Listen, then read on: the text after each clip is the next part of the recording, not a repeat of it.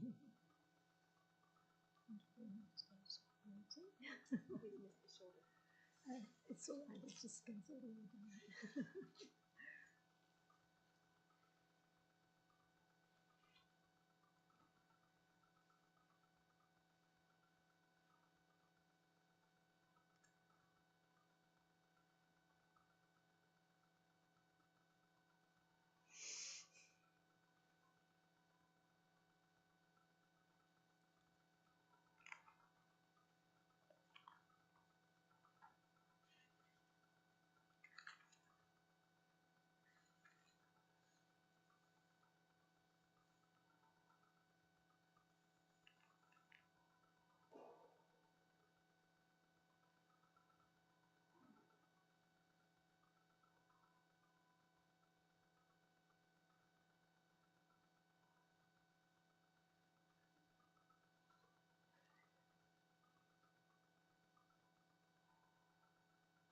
Jaya Radha Madhava Kunja Bihari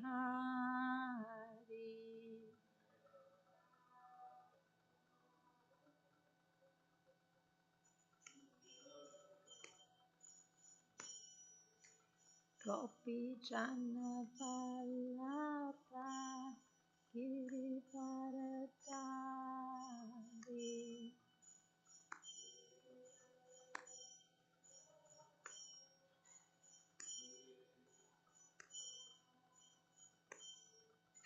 Yasodanandana Kachajana Ranjana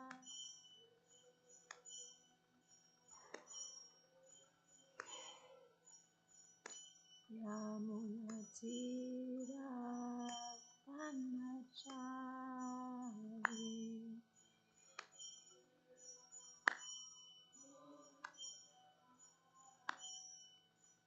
Jaya Radha Madhava Kunja Bihari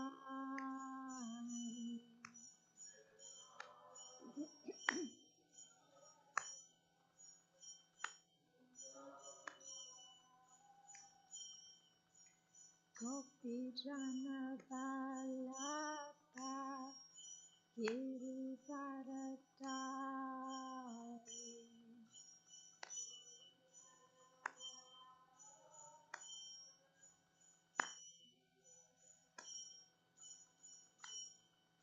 Yasodanandana Prachajana Ranjana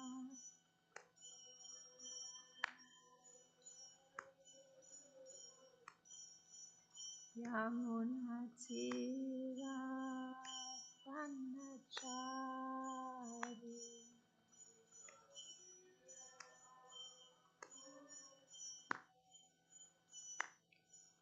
Jaya Radha Madhava Kunja Bihari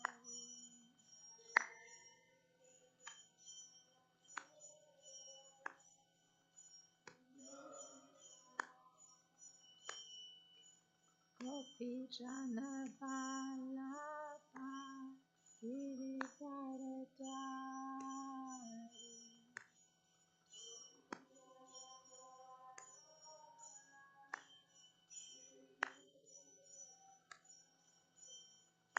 Yasodanandana Prachajana Ranjana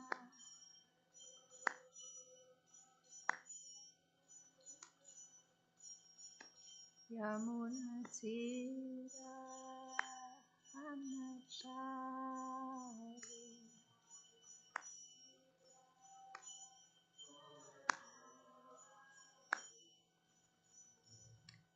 Hare Krishna, Krishna Krishna, Hare Hare, Hare Rama, Rama Rama, Hare Hare.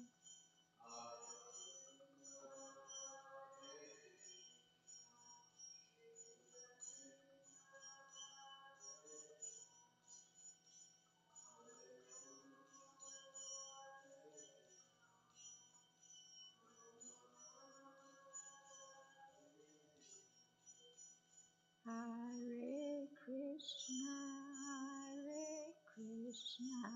Krishna Krishna, Hare Hare, Hare Rama,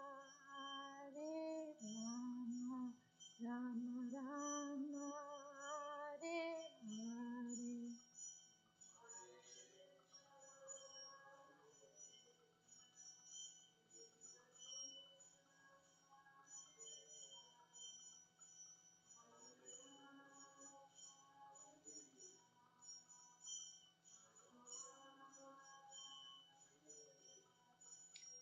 Hare Krishna, Krishna Krishna, Hare Hare, Hare Rama, Rama Rama, Hare Hare.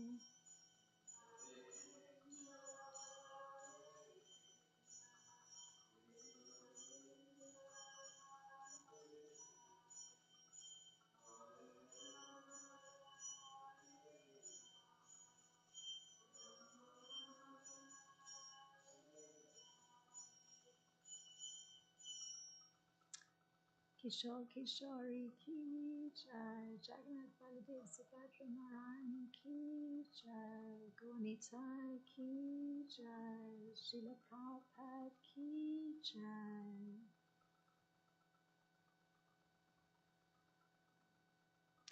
Om Namo Bhagavate Vasudevaya.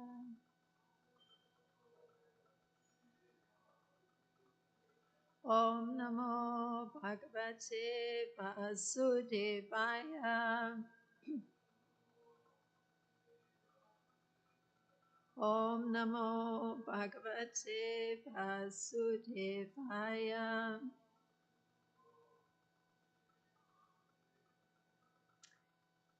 So this morning we have two texts, Canto 10, Chapter 58, and this text 22 and 23.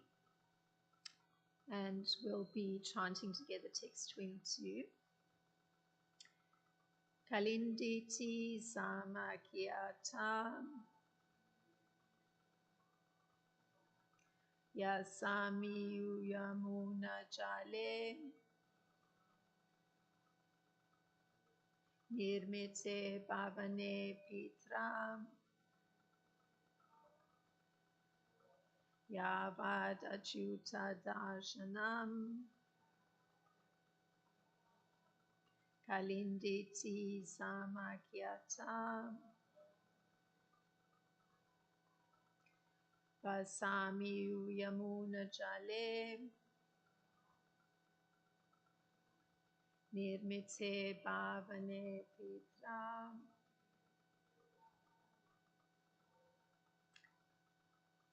Yavad Achyuta Darshanam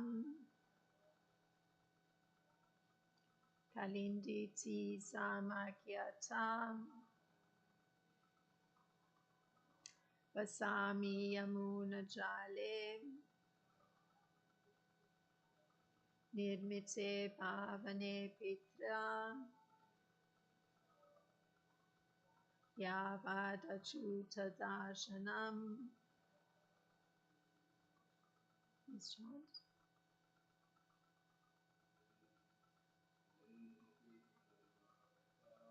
Kalinditi Samakyata Vasami Yamuna Jale Nirmite Pavane Pitra Yavad Achyuta Darshanam Kalinditi Samakyata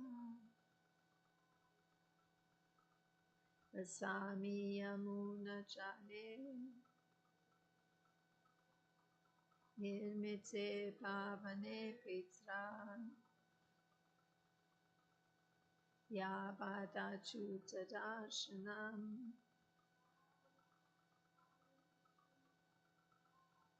Kalinditi Samakyata Vasami Yamuna Jale Nirmite Bhavane Pitra Yavadachutadashanam. Thank you very much. The word for word for text 22, Kalindi. Kalindi? Kalindi. Iti, thus.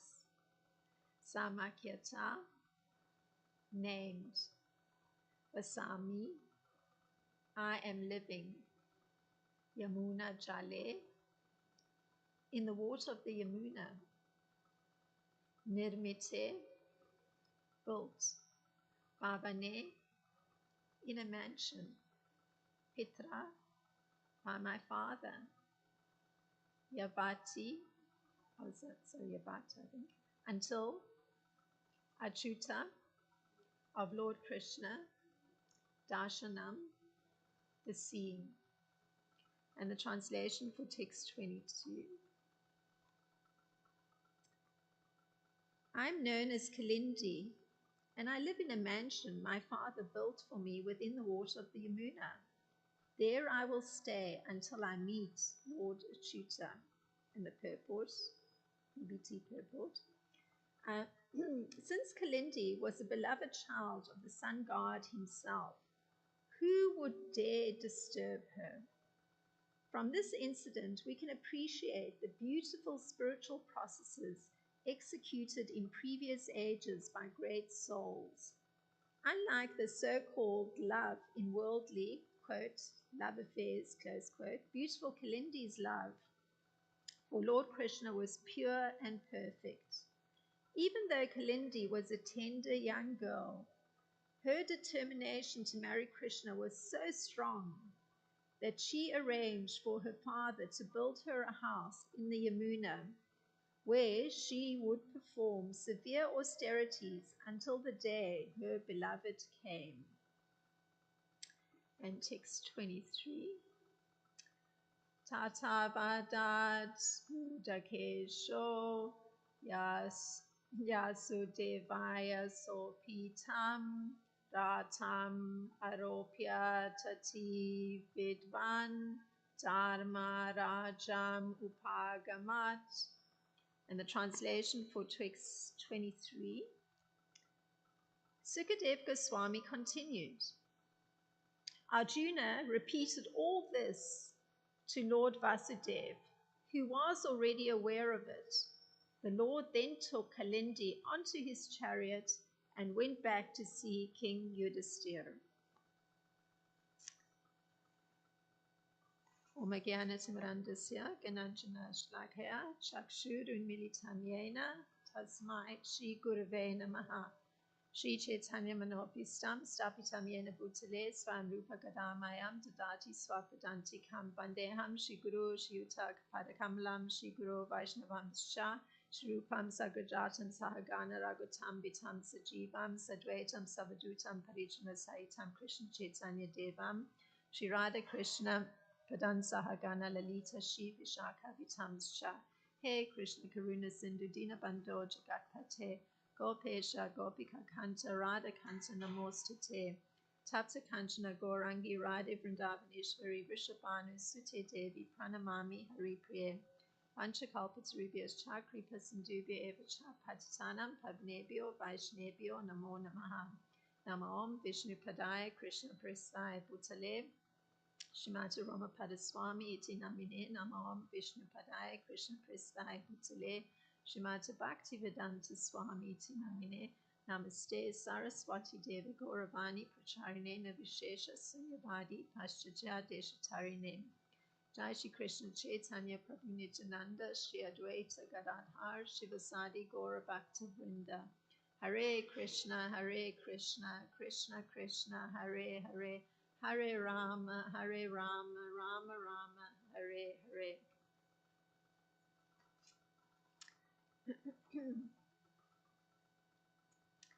So there's a commentary by Srila Vishwanath Chakravarti Thakur on this particular statement made by Kalindi. And she's responding to Arjuna's inquiry. So Arjuna's inquiry had been the following: who are you, O fine waisted lady? Whose daughter are you, and where do you come from? What are you doing here? I think you must be looking for a husband.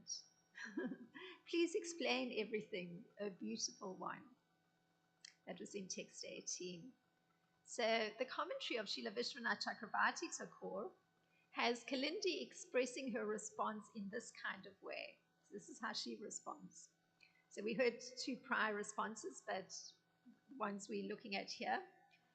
I am well known as Kalindi. Who does not know me, the daughter of the sun god? Close quote. So that is her response. Thus, as Srila Vishwanath Chakravarti Thakur, this response would indicate her high social status. So she's indicating that by virtue of the fact that she's referencing her lineage. And Srila Prabhupada, in writing on this point of a person's social status, and this is coming from a purport in the 7th canto and the 9th chapter of Srimad Bhagavatam, Srila Prabhupada writes this: there are 4 varnas and there are 4 ashrams which divide human society. But the central principle is to become a first-class pure devotee. It is said in this Hari Bhakti Sudodaya, so this is Srila Prabhupada quoting, and this is the quote from this particular scripture, Hari Bhakti Sudodaya: if one is born in a high family, like that of a Brahmana, a Kshatriya, or a Vaishya, but is not a devotee of the Lord, all his good qualifications as a Brahmana, a Kshatriya, or a Vaishya are null and void. Indeed, they are considered decorations of a dead body. Gosh.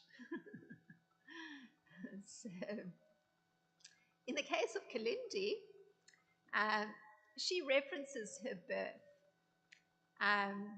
That's also responding to Arjuna's question by saying she's the daughter of the sun god. She gives some of her qualifications, namely that she has a loving father, and then she spells out the implications. And this is what she says: out of affection for me, my father built me a mansion in the river. So who can act inimically to me? Close quotes. So her father is often referred to by Srila Prabhupada as the predominating living creature in the sun planet. And he's even referred to as the president of the sun planet by Srila Prabhupada. So this is the response of Kalindi to Arjuna of who are you and whose daughter are you. So this fact is followed by her asking rhetorically, who would have the power to act against her, taking into account her social status, and also taking into account that the sun god, her father, has the ability to move everywhere by his desire. So there's 2 implications she spells out just by virtue of putting into perspective her social status. So she can very confidently say, who's going to be inimical towards me? Her father has the ability to move anywhere at any time by his desire. So naturally, she's under the protection of her father. Now, an implication from her revealing her place of residence, being in the Yamuna, in a palace built by her father, is that she is planning to reside there until she's accepted by Lord Krishna. And she puts it this way: who never fails to keep his promise. She calls him a tutor. She puts it this way, quote, There I will stay until I meet Lord Achyuta. Close quote. So separate from revealing her high social status, she reveals her performance of austerities that are of a devotional nature. She's staying in a solitary place, under the waters of the Yamuna, in a palace alone, and with the intention of obtaining Lord Krishna as her husband. So Krishna describes such a person. He puts it this way, and this is from Bhagavad Gita 15:19. Whoever knows me as the Supreme Personality of Godhead without doubting is the knower of everything. He, and in this case she, therefore engages herself, in full devotional service to me. So that knower, Srila Prabhupada explains, this knower, person who knows the Supreme Personality of Godhead without doubting him, is somebody who, unlike the persons who are imperfect knowers, who spend their time speculating on the absolute truth, the person who is the factual knower, having no doubt who the Supreme Personality of Godhead is, isn't wasting their valuable time, but is engaging directly in Krishna consciousness. So, or the devotional service of the Supreme Lord. So to put this devotional service in perspective, one can consider, so this is the broader context of Kalindi's situation, that Krishna actually has come at the end of Dwapara Yuga. And this is the Yuga before Kali Yuga. That Yuga lasted 800,000 years. And it's also a Yuga in which some material miseries are there. Even the fact that Kalindi is bringing up somebody being inimical towards us. There were some material miseries at that time, but they certainly weren't like so pronounced as they are in Kali Yuga. And the lifespan of a person was 1,000 years. So that actually could have been the length of time that, or a good chunk of that Kalindi was prepared to be performing her devotional service. And in particular, the devotional service to the Lord in Dwapara Yuga is serving the lotus feet of the Lord. So that would be devotional, performing deity worship as a means of devotional service. And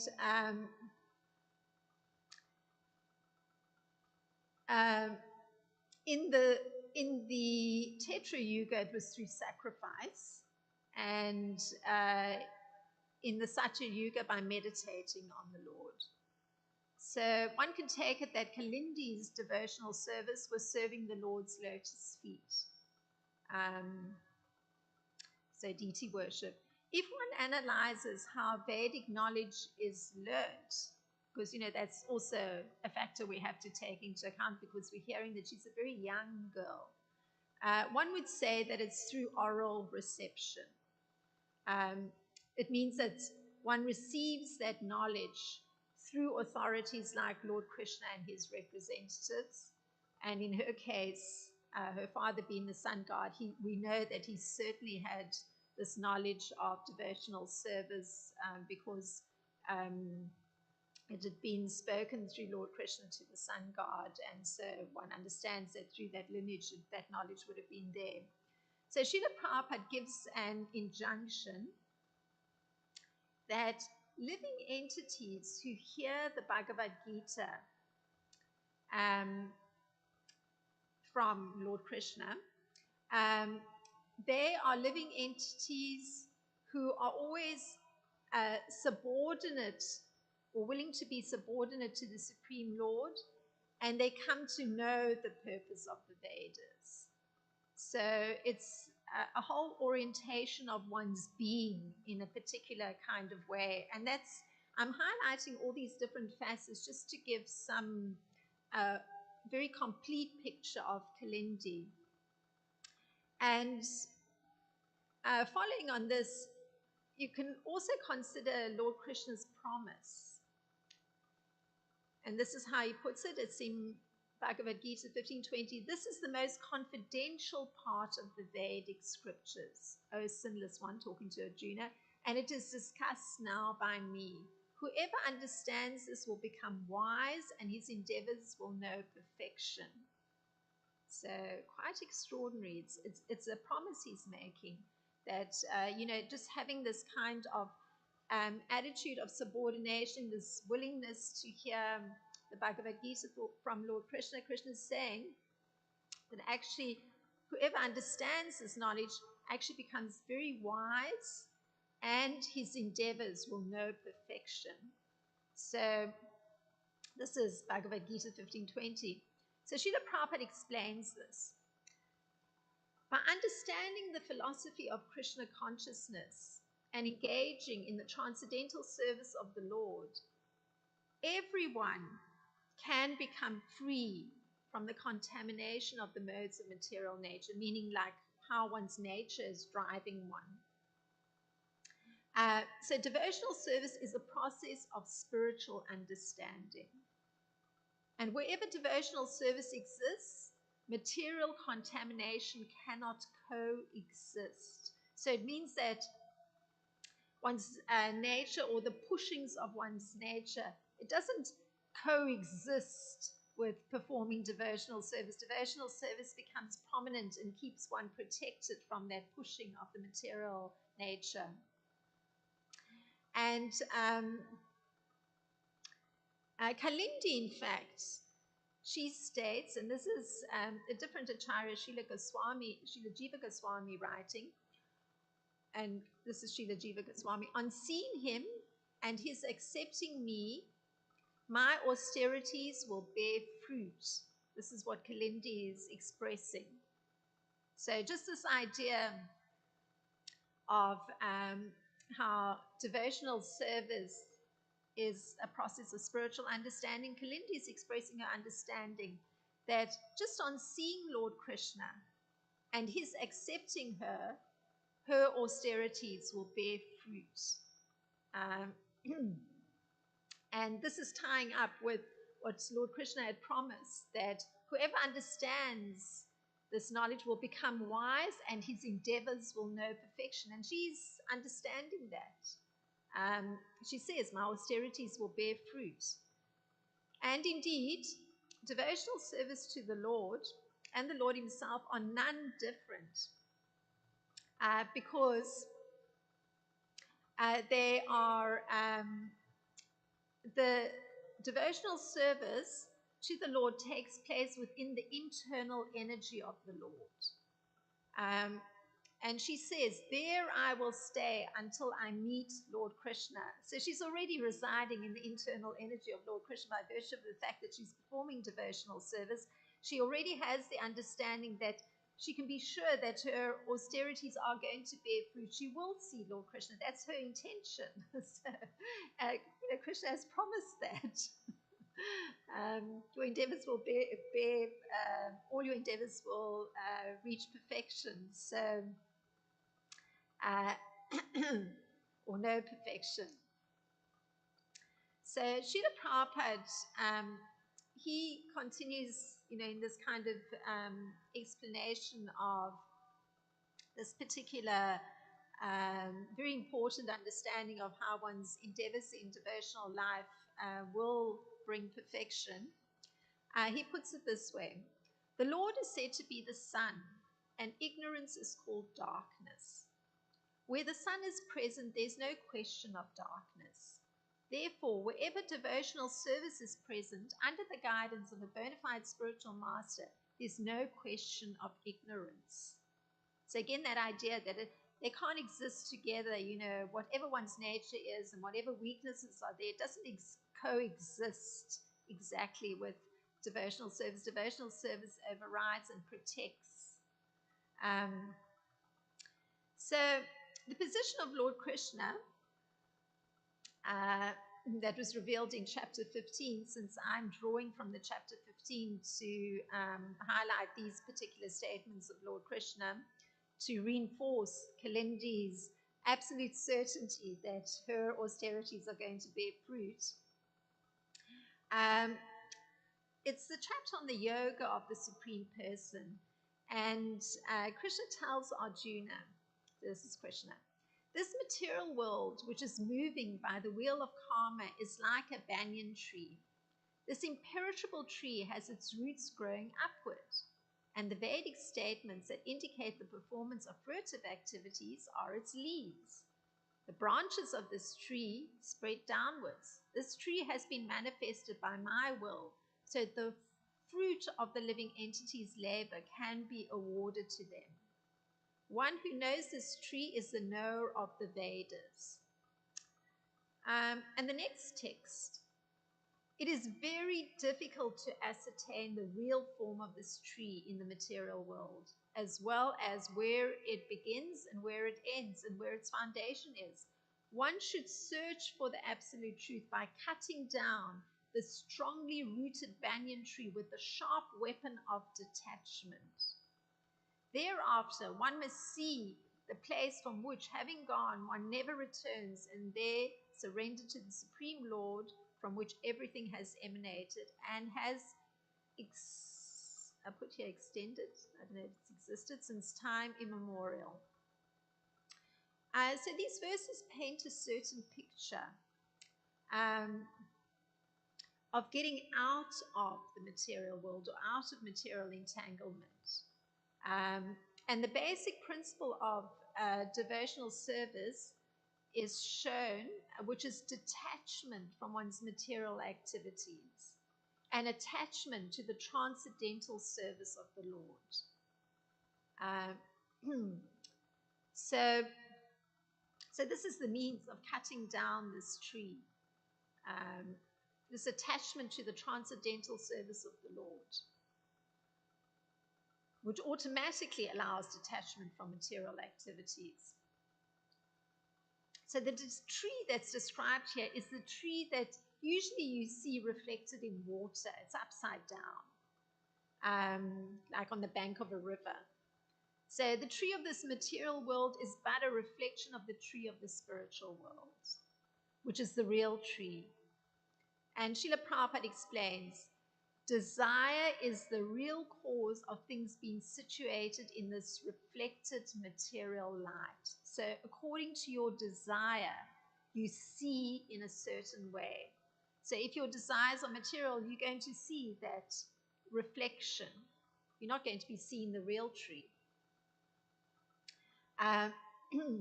So one has to, and this was the early verse and statement of Lord Krishna, one has to search out the origin of the tree, the Supreme Personality of Godhead, through the associations of persons who are in knowledge of the Supreme Personality of Godhead. So you have to go through to the source, or someone who actually knows of the Supreme Personality of Godhead, so that it actually allows you to get that vision to actually see the real tree as opposed to just looking at the reflection.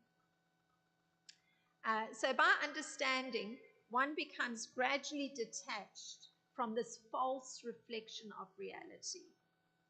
And by knowledge, one can cut off the connection and actually become situated in the real tree.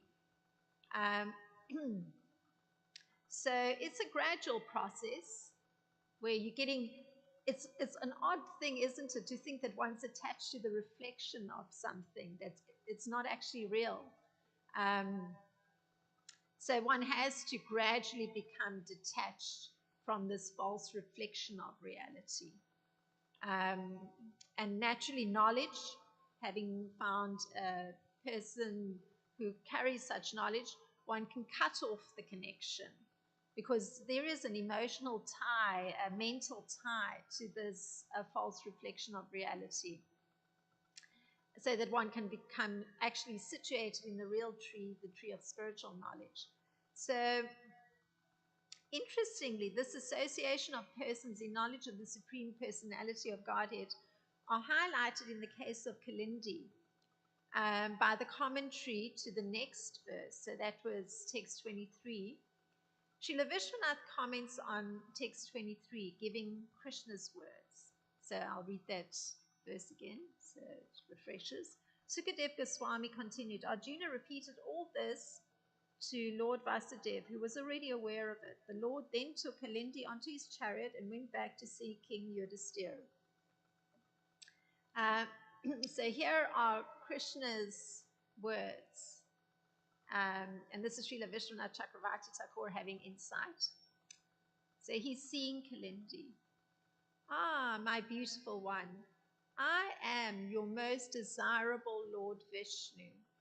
You should recognize me from the description of Vishnu taught by your father and by the ecstatic loving feelings arising within your pure heart. Father.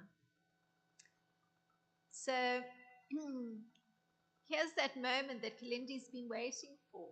Her austerities are bearing fruit because she said she would remain in that solitary place, in a solitary condition, in that mansion below the rivers of the Yamuna until she comes to see Lord Krishna. And again, her whole mindset, knowing what Lord Krishna has said, that one's endeavors will bring perfection, here it is. She actually is getting her intention for her austerities come to fruition. And Krishna's saying to her, you can recognize me because of the descriptions you got from your father. So he knows that, that explanation of how it is that one gets Vedic knowledge. One has to receive it from somebody who holds Vedic knowledge. So he references directly. He says to her, you should recognize me from the description of Vishnu taught by your father. So he knows who Kalindi would have heard the knowledge from. And he gives that second one of how she can recognize him to be Lord Krishna, that there's got to be ecstatic, loving feelings that are rising within her pure heart.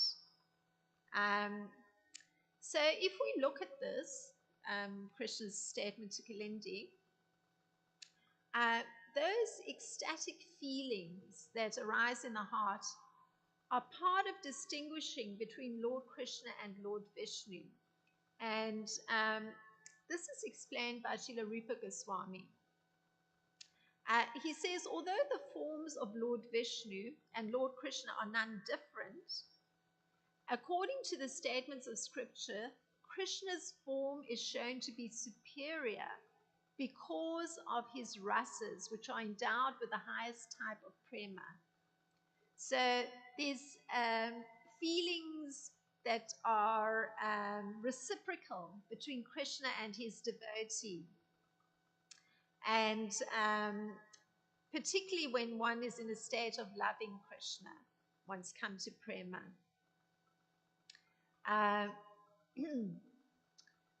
So the very nature of his rasas shows Krishna's form to be superior. That's Srila Rupa Goswami's statement. So the actual rasa, or the taste one has for that relationship with Krishna, it's mentioned, it's the sweetness, which is composed of the highest level of love for him. So there's a sweetness that permeates everything in this relationship with Lord Krishna. And you can sort of understand it even with how he addresses Kalindi with Srila Jiva Goswami's statement, ah, my beautiful one, I'm your most desirable Lord Vishnu. It's very sweet.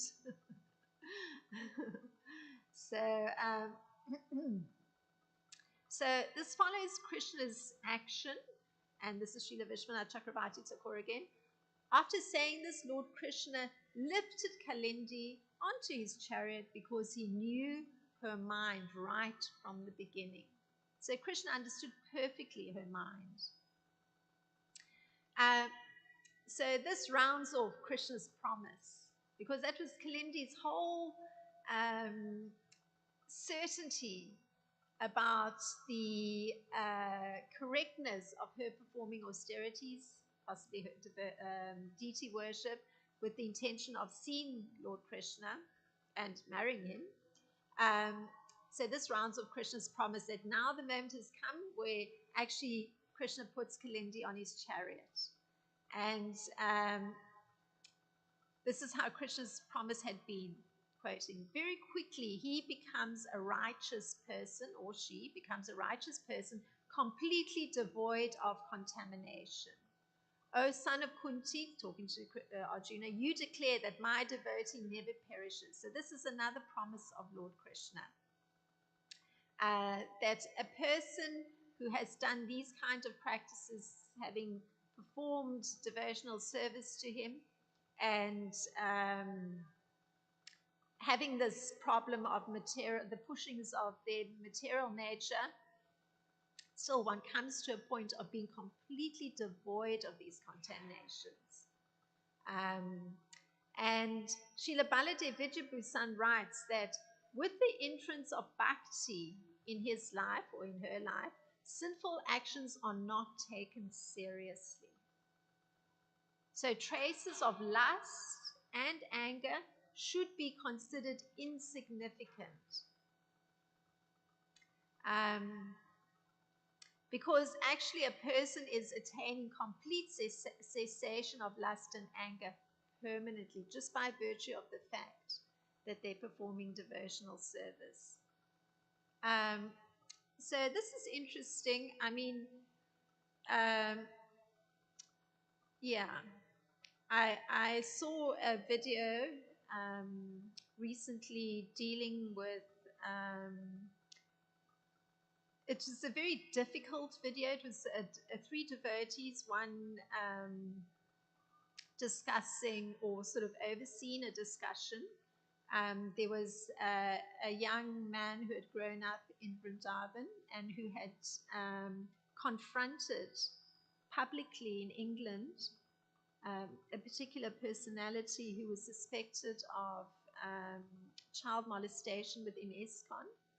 And then there was a person who was heading the Child Protection Office in ISKCON in the late 90s, talking about a report that he had done on this kind of activity going on. And hearing that, you know, the horror of something of that nature, and that this had actually gone on for several generations because there was inaction to take care of it. You know, one looks at this statement that because bhakti is in the life of somebody, sinful actions are not taken seriously. So traces of lust and anger should be considered insignificant. Not so when it's actually outside the parameters of proper behavior, even in civilized society. So in that case, even though a person may be on the path of bhakti and a person will be coming to, you know, completely, permanently cease their lustfulness or their anger, still, if a person has actually performed an action that crosses such a barrier, that's a transgression that takes the person out of the realm of acceptable, being able to be accepted and condoned as still being on the path of bhakti.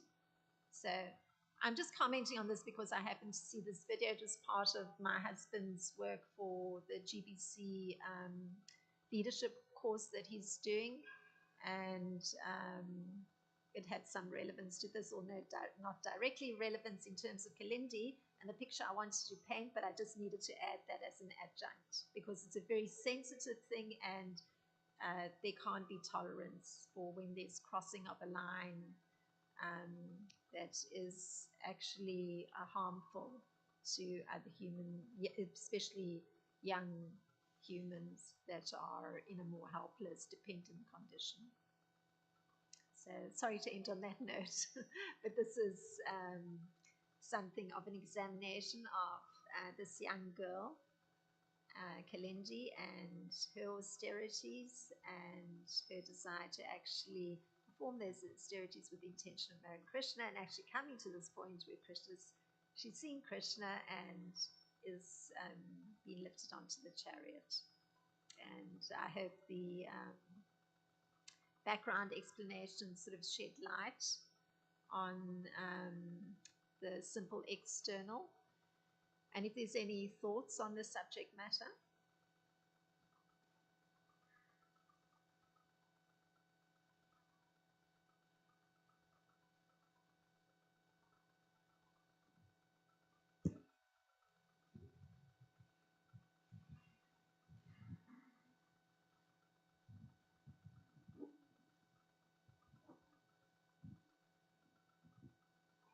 So you were mentioning about Kalindi's having a pure heart and in that purity being able to distinguish the ecstatic feelings for Krishna, recognizing Krishna in that way versus, the form of Lord Vishnu.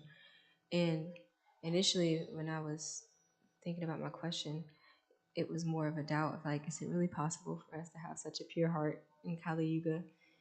But then we understand that Lord Chaitanya, he brought the holy name, and through the holy name, it cleanses the dust that's accumulated. I don't know the whole verse, but like through that, we're cleansing and purifying the heart. But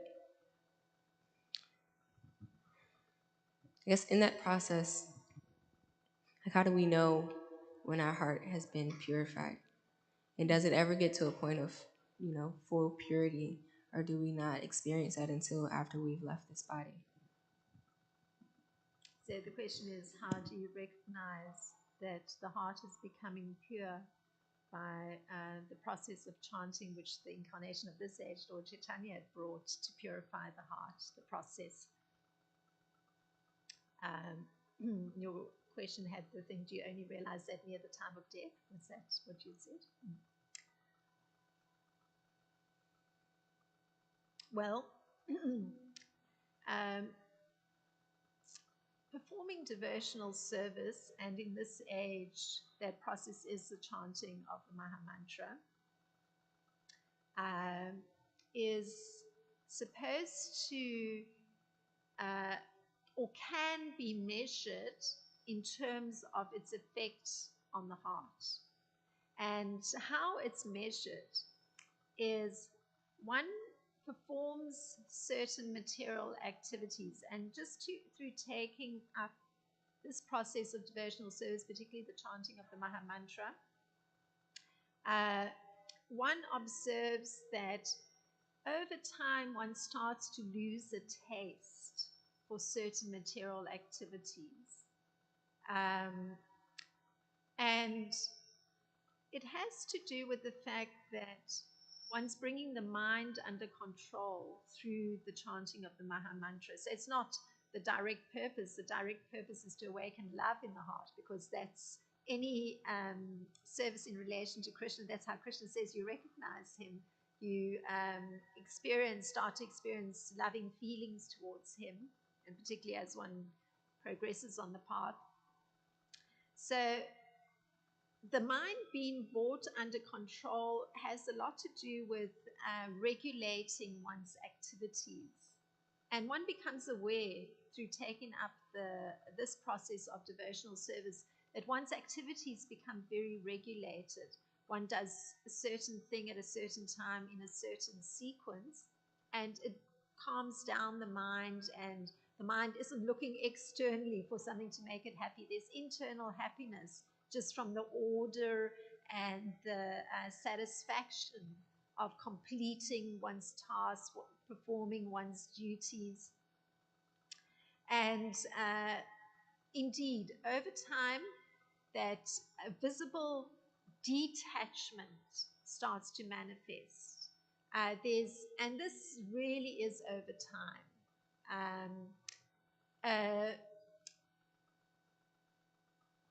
A lot of the, at least in this topic that we've been looking today, the highlight was on detachment coming through performing devotional service, and that it brings under control one's nature, or the pushings of one's nature. So one's nature is really made up of the activities one performs and the patterns that have developed, and the patterns that have developed and the nature one's carrying is, of course, coming from previous lifetimes. So you're already coming equipped with a lot of patterns in the mind. and they start to manifest very early. Like I was reflecting to myself somehow this morning, maybe this in connection to this class. I was remembering that, when I was 5 years old, my favorite activity, I had to actually be seated somewhere, like at a desk or something, and have lots of books to read. It was just a favorite activity. And then I was remembering, oh, yes, much later, 10 years later, what was I doing? I was always studying. It was like of great interest to me to actually study material. So those were material activities, because I was reading, what's that famous book? I still remember, The Little Prince. And then it progressed 10 years later to, my biology book. and, or, a French play. I think we were studying Antigone or something. So, and then 10 years after that, it's studying psychology. So, the material was still the material studied was still of a material nature with material ideas. And then what happened after that, it started to shift to, studying the Vedas. So it didn't mean that my liking for studying other material went down automatically. Recently I found myself thinking on this topic of aging. So I spotted a book by, a prominent impersonalist, Deepak Chopra, and dealing with the thing of, being ageless. I thought, I must look at this and see how it's examined. So, but everything is done in a very regulated manner, and one is also armed with knowledge over time. So anything one gets exposed to, one's filtering through with intelligence. So the material activity is no longer the same. And the taste for it has also decreased. That's a simple example, just thinking of my own life. So you can measure it by observation, because you can think, oh, this was, where all my attention went, now it's going to a different place. How frequently do I do it? Oh, it's decreased dramatically. Like, I'll give another example. Because of having a strong interest in photography, fashion visuals are of great interest to me, more from the point of view of lighting and composition and the coordination of the whole visual. And in the present time, I can have one French Vogue and I'll be satisfied to glance at it for a whole year, whereas before I used to have to have a new magazine every month. So it's obviously there's a big difference. There's obviously been some detachment that's happened. There isn't such a drive, such a need for sensual satiation. So that's one way of responding to your question. I think there's other angles, but that was just one that came to mind of observation allows for some sort of measurement if you examine it more closely.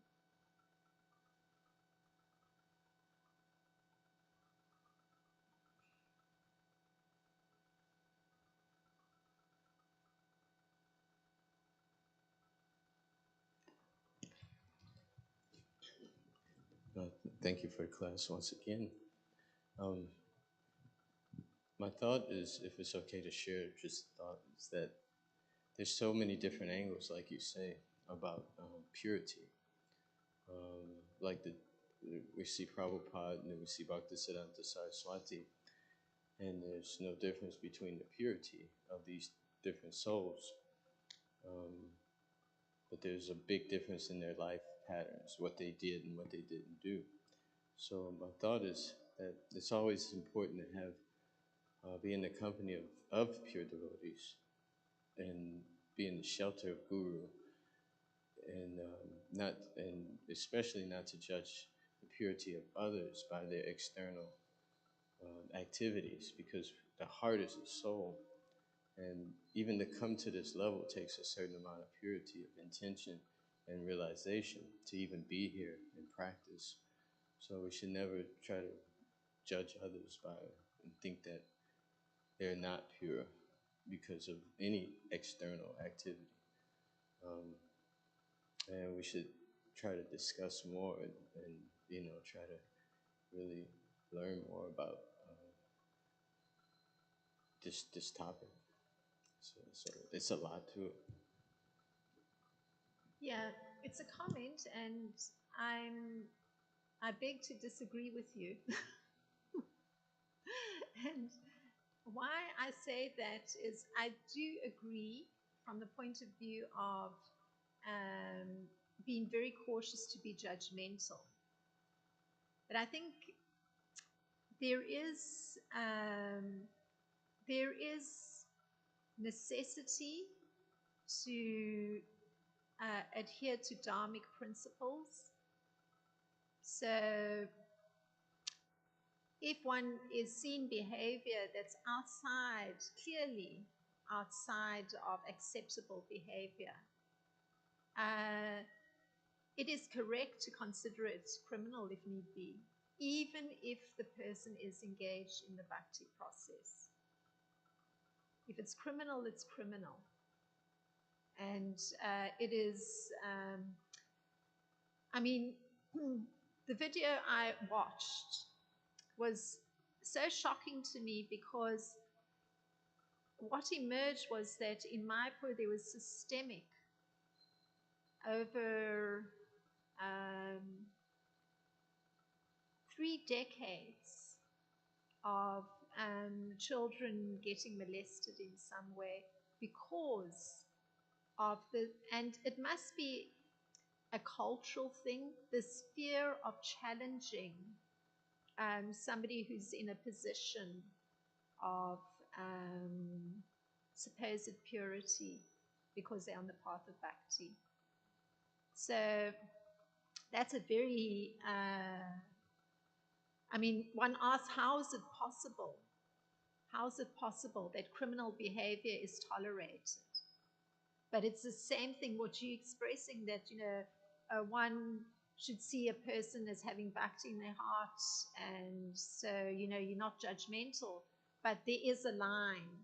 There's a definite demarcation line of what is acceptable behavior and what isn't. And where there's criminal behavior, it is criminal behavior. And the proper punishment needs to be done, and that person needs to be removed from a position that gives them access to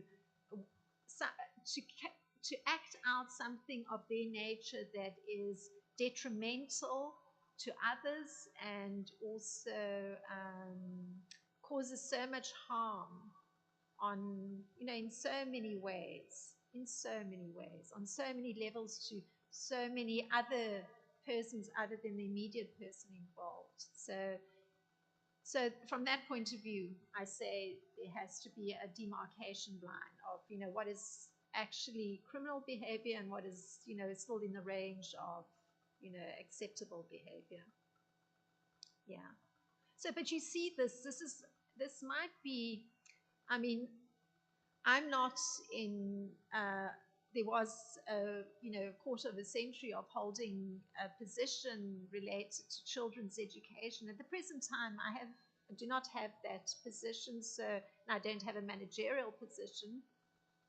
But I can certainly say in that time of that's quarter of a century of holding that position, I was acutely aware of the responsibility towards all the children of whichever Sunday school I was overseeing, acutely aware, and that included camps or outings. One has to be so conscious of the responsibility of caring and protecting.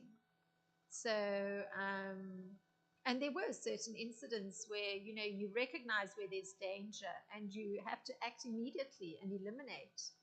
Somebody who may be externally in the right robes or supposedly on the path of bhakti, but perhaps can't control or isn't, that part of their nature is too strong, and maybe their practices are lax in some way, or they're giving space to that part of their nature. They're not regulating or being conscious. Or of course, criminal behavior you can't regulate. I mean, it's just unacceptable. But there has to be some cessation of that, or taking oneself away from the dangerous environment that elicits that kind of behavior. So a person who's in a position of responsibility, and certainly with such a sensitive,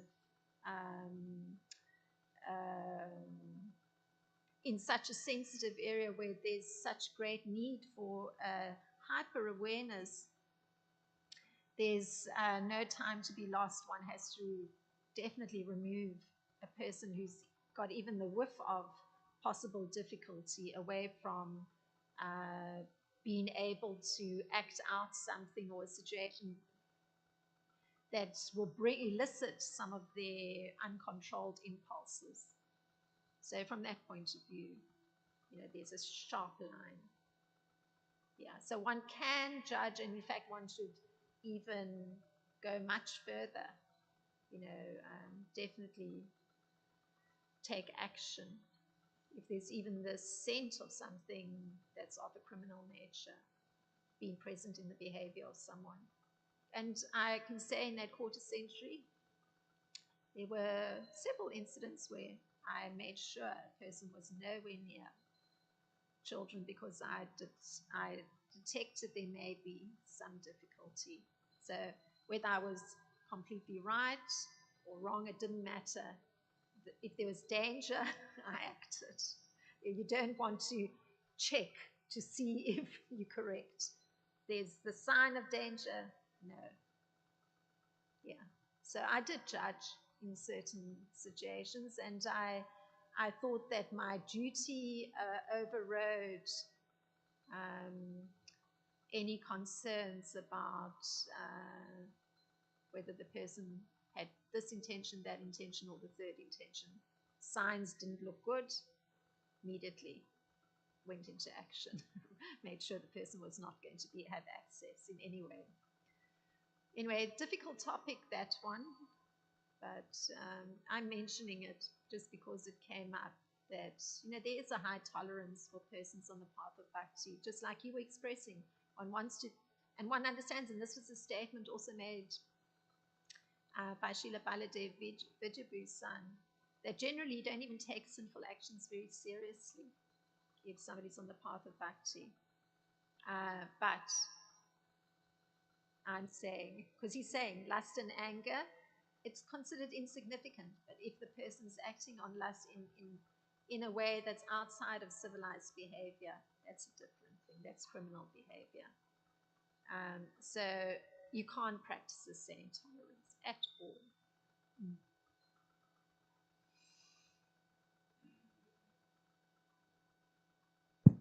I guess that was the whole point of Krishna on the battlefield with Arjuna, saying, no, you have to fight, you have to right this wrong. Was that the kind of the same situation?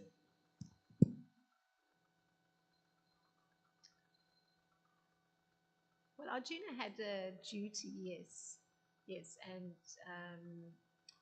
for a Kshatriya, there isn't any choice. They have to go into battle. So even for him to be considering that now he was actually going to switch occupations, he was going to switch occupations and become a renunciant. No, that was not in the works. It would be completely inappropriate. He had to continue performing his duty. So, it's comparable to perhaps this point that I'm making, that, when one is in a role that requires decision making and actually making some sort of assessment and judgment, And it's of persons that are on the path of bhakti, but that has to do with weighing up the safety of others in one's charge, then one has to make such a judgment and act on it immediately. So a little bit different, but at least encouraging the right thing Krishna did with Arjuna. You have to fight, there's no choice. Yeah, so it's a scriptural injunction. Yeah. So thank you very much for your kind attention. Srila Prabhupada ki jai, Srimad Bhagavatam ki jai. Srila Prabhupada, Srila Swami ki jai. Thank you, Vaishnava Sivananda. It reminds me, it allows me to remember my spiritual master. Thank you.